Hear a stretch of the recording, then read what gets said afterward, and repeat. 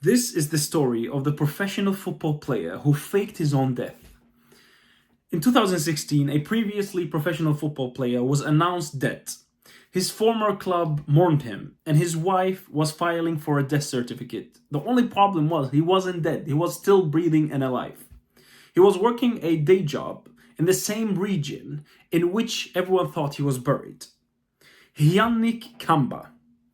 This is the story of the man who played for Schalke 04 and faked his own death and ended up in a prison cell. Kamba was born in the Democratic Republic of Congo. Football was his only way out, and it was working.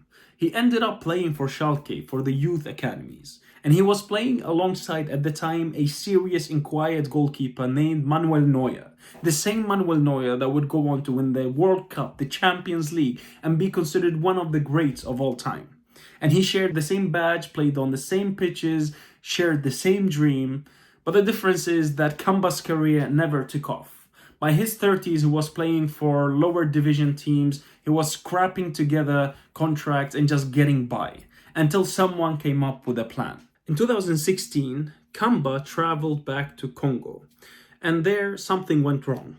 He would later claim that he was left without any documents, without any money, without a phone.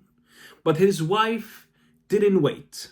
She filed a death certificate and she cashed in on that insurance money of 1 million euros, just gone. But the problem is Kamba was still breathing.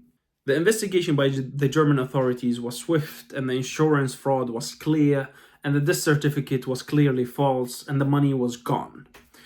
Kamba claimed that he was abandoned in Congo and that he wasn't the architect of this plan, but that didn't matter to the German authorities. Him and his wife were found guilty, and he was sentenced to 46 months in prison. The fake death that was supposed to set him free now put him in a prison cell. Once, a man who played for Schalke alongside Manuel Neuer, where football offered him everything that a man that came from nothing was offered, ended up in a prison cell. Was he a criminal? Was he a victim? Or was he a desperate man making the worst decision of his life? Tell me what you think in the comments below. Ciao.